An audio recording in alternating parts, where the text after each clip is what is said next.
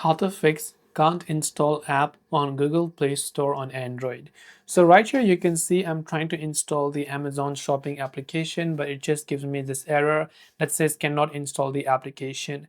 So why could this be happening in the first place? Because as far as I remember, this app was working just fine a couple of days ago. I uninstalled for some reason, but now it's no longer installing it. So how do you go about solving this issue?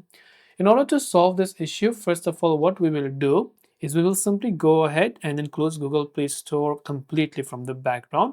Long press on Google Play Store here and tap on this I button that says App Info. This setting will be found on any Android device, which will take you to the App Info page over here.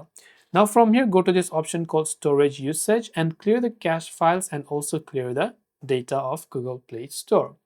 After you've done that, you can simply try to restart your device as well, right? So go ahead and then restart your Android phone. And if there is a software update for your Android phone, try to make sure that your app or your device is also updated to the latest version. Now, after you've done that, let's try to go to Play Store.